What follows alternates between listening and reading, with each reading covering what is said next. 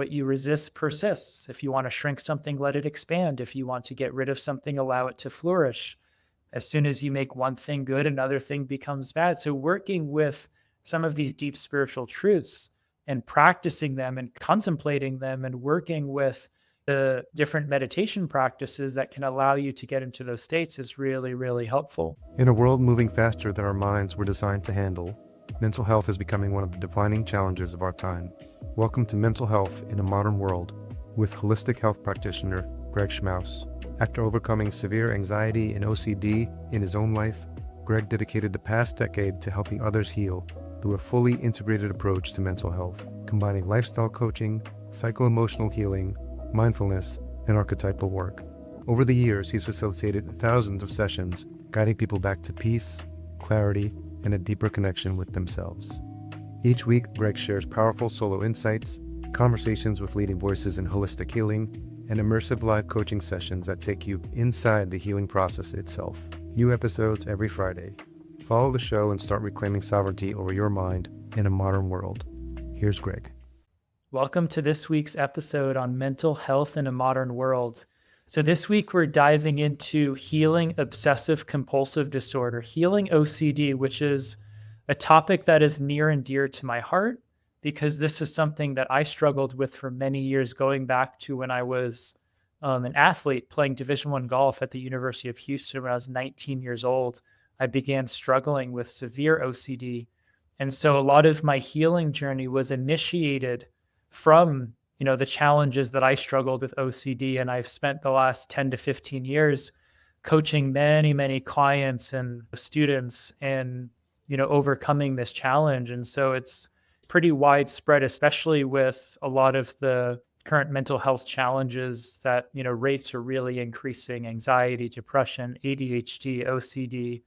They're kind of skyrocketing at the moment for many reasons. So I just wanted to do an episode specifically on OCD because I have so many people reach out to me as students, as clients, as people tuning into the show on how to heal OCD. So today we're going to take a deep dive into it.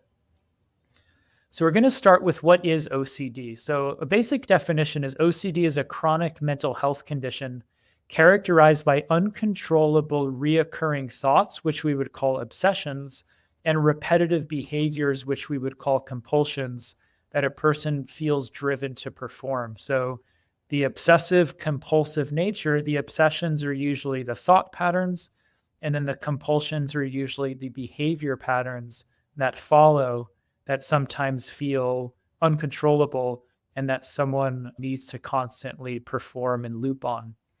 Now, most conventional treatments are either the use of medications like SSRIs, or therapies including exposure and response prevention, or cognitive behavioral therapy, or a combination of medication and therapies. And I just want to say that there is a time and place for medications.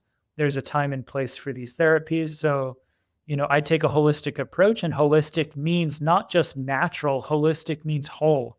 Holistic means all inclusive. And sometimes that includes medication. Sometimes that includes some of these conventional therapies. So I just want people to understand that when I talk about a holistic approach, it is all inclusive. Now, the root causes of OCD, from my experience, are two of the most common root causes that I've seen. Number one is trauma.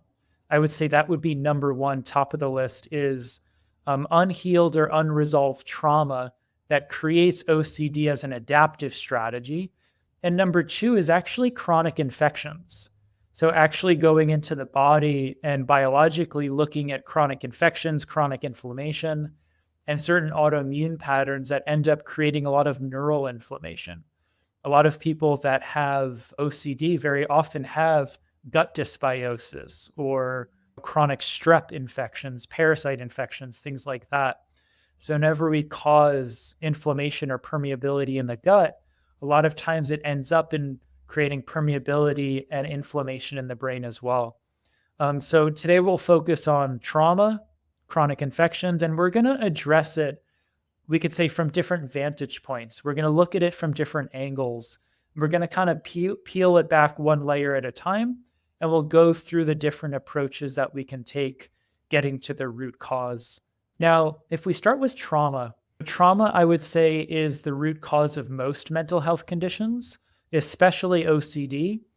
And so if we define trauma, trauma is an experience that we have that obviously creates a stress response. But what happens when we experience trauma is there's some part of us, some part of the psyche that fragments off and almost gets frozen in time.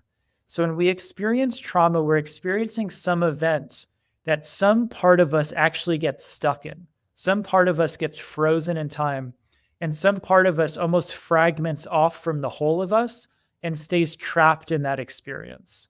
And what happens when some part of us fragments during trauma and gets stuck in time or stuck in an experience is we end up creating or recruiting protectors to keep that traumatized part locked away or deactivated, right? So the psyche recruits a protective system to keep that traumatized part locked away, to keep it safe, and to keep it from getting triggered or activated.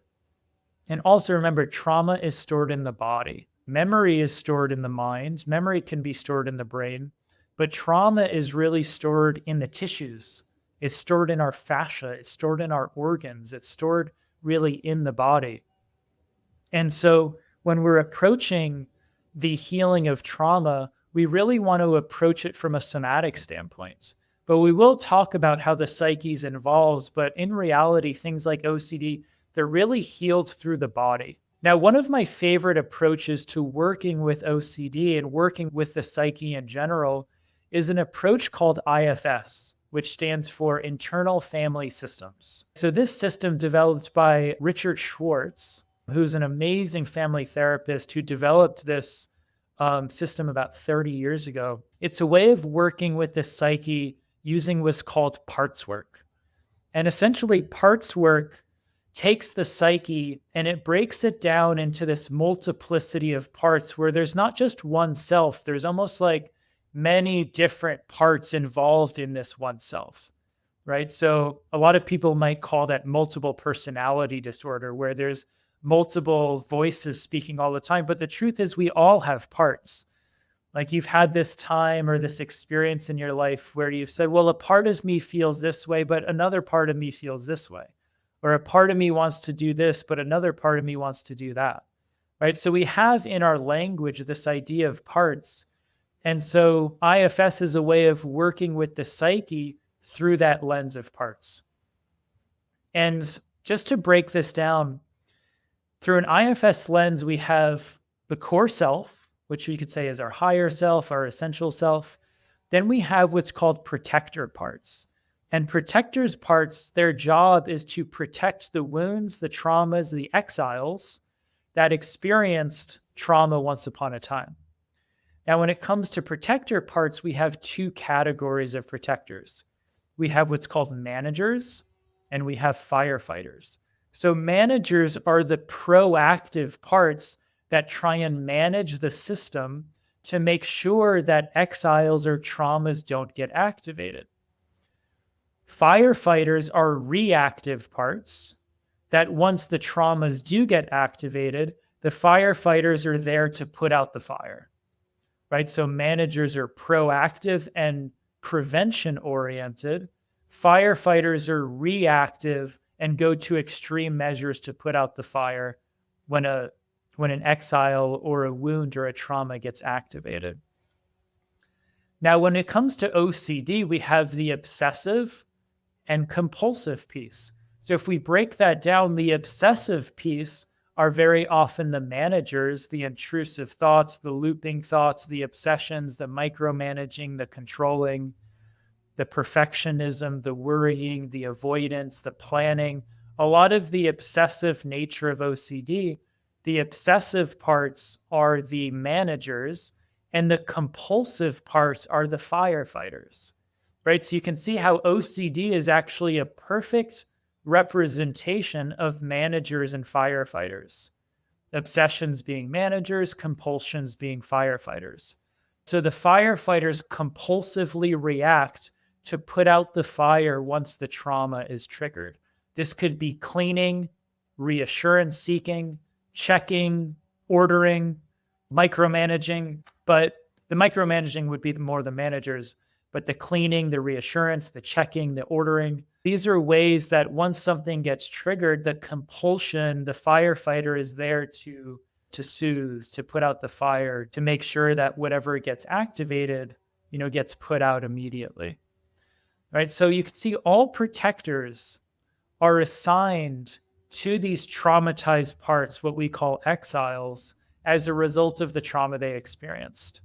Right? So to try and get rid of or treat OCD without addressing the trauma or the exile, a lot of times does more harm than good, because you're trying to eliminate an exiled part's protective system, which you're going to create what's called backlash.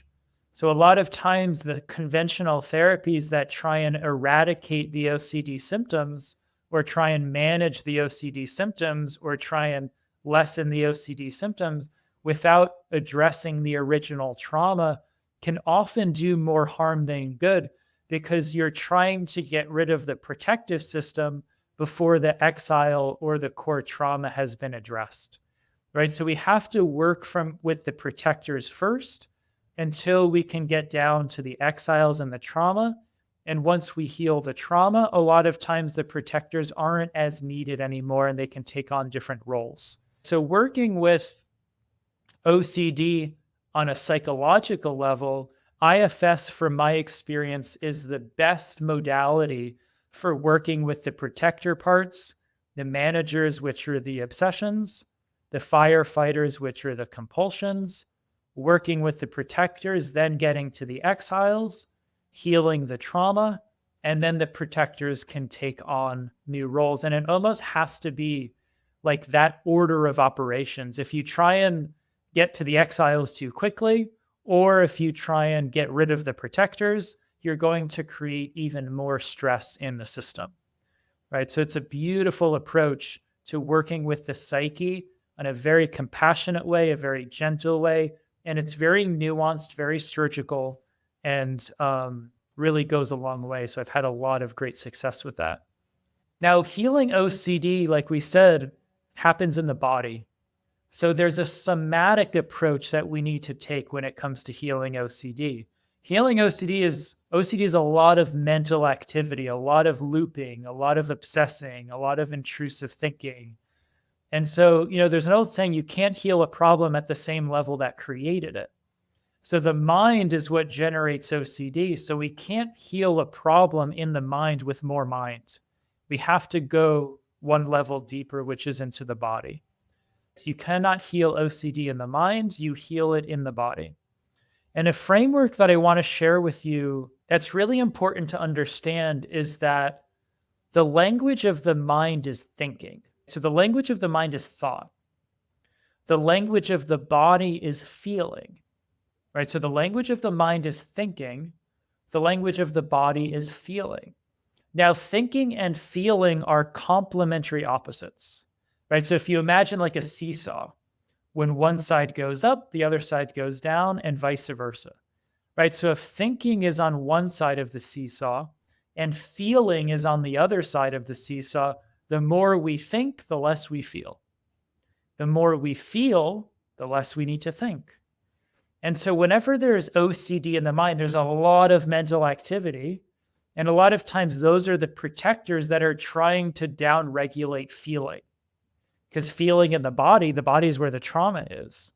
So a lot of times we up-regulate thought as a way of trying to down-regulate feeling, up-regulate activity in the mind, to down-regulate awareness and activity in the body, because the body is where the trauma is stored. The unprocessed emotions are stored in the body. So the more you are able to access and feel the emotions in the body, the less activity there is in the mind, right? So one of the big questions I always ask, whether it's myself when I was healing from it, clients that I work with, is what is the mind trying to keep me away from feeling in my body? It's an incredible question. What is my mind through all the mental activity? And you can apply this to things other than OCD. You can apply this to anxiety. You can apply this to ADHD. You can apply this to just racing thoughts. What is my mind trying to keep me away from feeling in my body? Is it grief and sadness? Is it anger? Is it fear? Right? So, what is my mind through thought trying to keep me away from feeling in the body? So, a somatic approach to healing OCD is very important. And once we're able to access the feelings and emotions in the body, the quieter the mind gets. The mind gets quieter and quieter the more we're able to feel. But the less we're able to feel, the more the mind has to upregulate thought as a way of keeping us away from the unprocessed emotions or traumas in the body, right? And I always use a blend of IFS and somatic work. We can call it somatic IFS work, which is parts work in the psyche, but orienting to the body.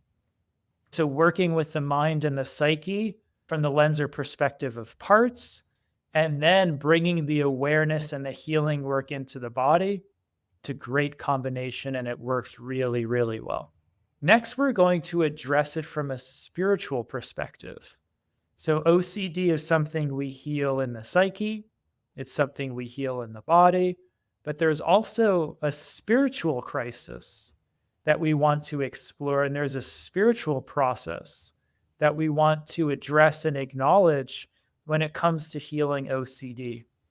So, as a basic framework, the mind is like an ocean. So imagine the mind like an ocean, and each thought is a wave or a ripple on the surface of the ocean. You could say the waves are your conscious thoughts.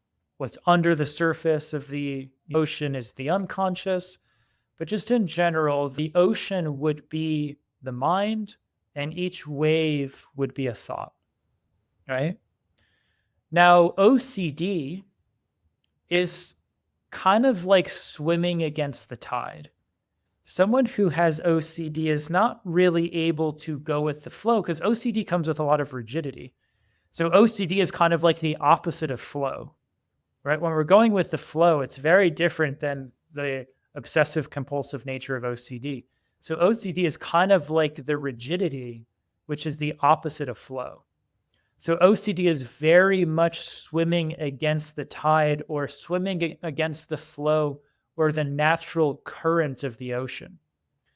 Now, mindfulness is learning how to surf the waves, right? Awareness, mindfulness is learning how to surf the waves of the ocean rather than swimming against the tide all the time, which first of all creates exhaustion, it creates suffering, and eventually we drown in it. And a lot of people feel like they're drowning in the OCD, they're drowning in their own minds. And it's really when we're trying to swim against the tide, which once again is always a result of unhealed trauma. So mindfulness, the practice of mindfulness, which I would define mindfulness as a non-judgmental awareness of your moment-to-moment experience. So mindfulness, just my definition, a non-judgmental awareness of your moment-to-moment experience. So a non-judgmental awareness of a moment-to-moment experience allows you to ride the wave of each thought, each emotion, each body sensation, and each experience moment to moment. And so mindfulness allows us to surf the waves rather than OCD swimming against the tide. So just wanted to open it up with that analogy.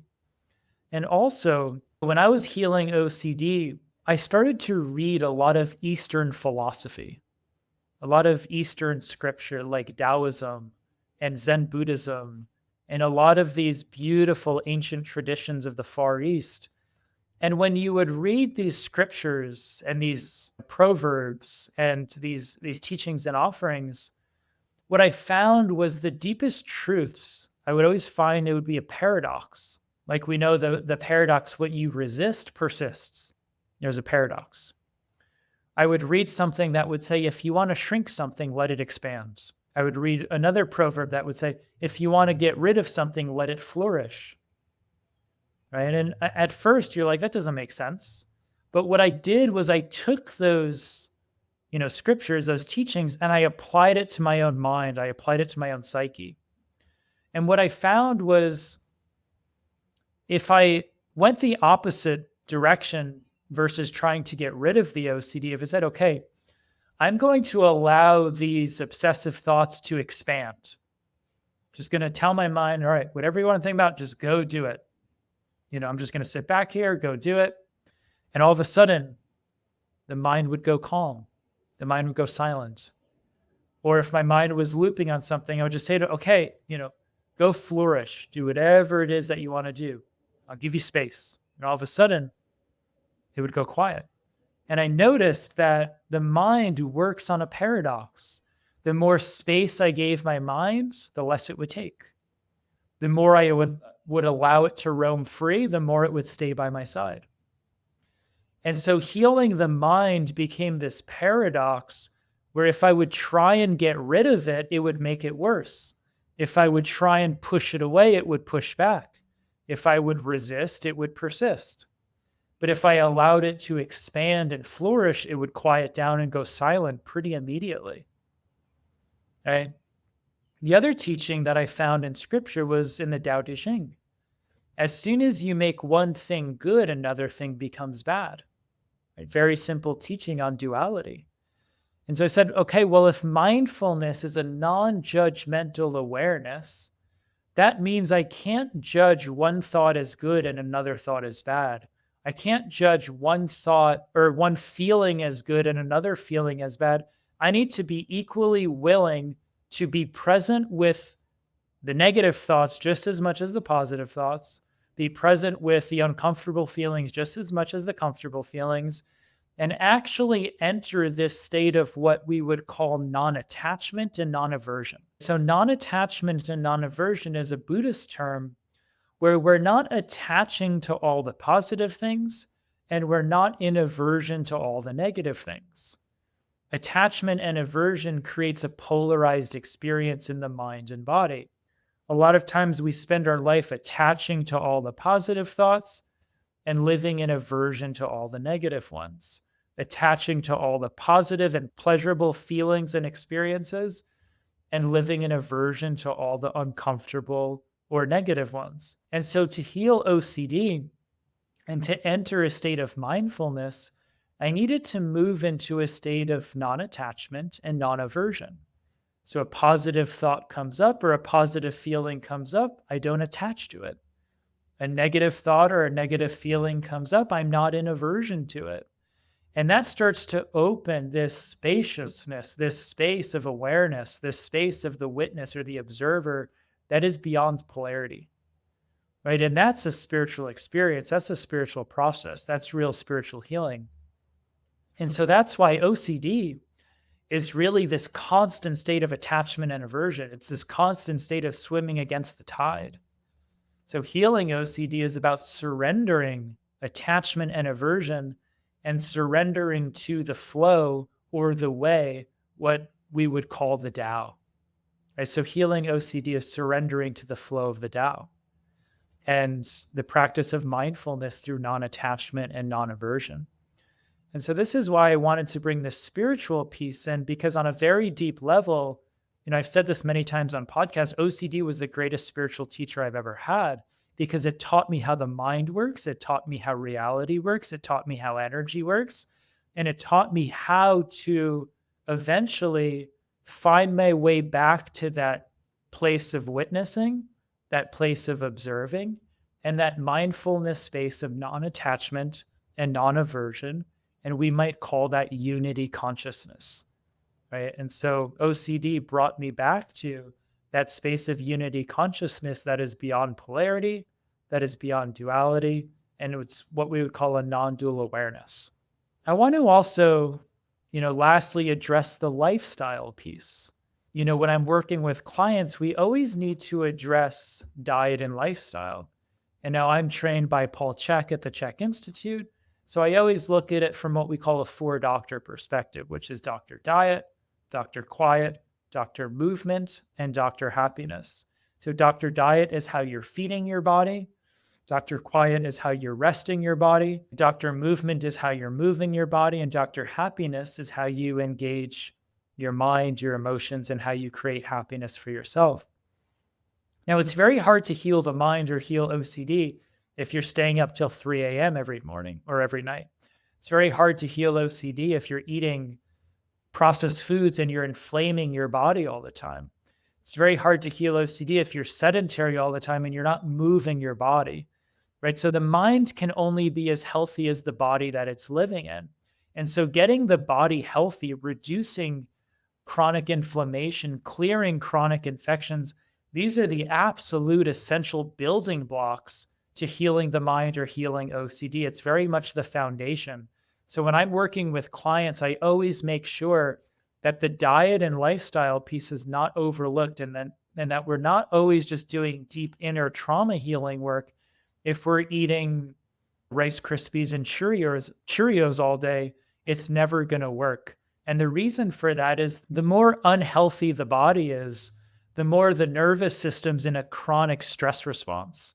And the more the nervous system's in a chronic stress response, the more the mind is living in a state of fear and survival. And we always revert back to our old programs. So you can't really heal deep trauma if the body and nervous system is in a constant fight or flight state. So by healing the body and reducing inflammation and clearing infections, getting the diet cleaned up, getting to bed on time, exercising regularly, drinking quality water, getting out in nature and grounding, getting your feet on the earth, getting a good amount of sunshine each day on your body, these are really the building blocks that allow healing to take place. So it's really important that we address what Paul Chek calls the 4 doctors prior to doing any deeper trauma work. Now, sometimes you need to do a little trauma healing work before someone has the capacity to make lifestyle changes because there's a strong saboteur or patterns of self-sabotage. So sometimes you need to work backwards, but most of the time it's really, really helpful to address, the foundational principles of diet and lifestyle prior to doing some of the deeper healing work. So just in summary, trauma, chronic infections, and inflammation, these are usually the root causes of OCD, trauma being number one. We talked about addressing it from a psychological standpoint and working with the psyche through the lens of IFS or parts work, working with the psyche as a collection of parts where we have protector parts, managers which are proactive and prevention oriented, firefighters that are reactive, the obsessive parts being the managers, the compulsive parts being the firefighters, working with the protective system so we can then get to the exiles, heal the trauma. So then the protectors can release their roles, take on new roles rather than being what we would call OCD.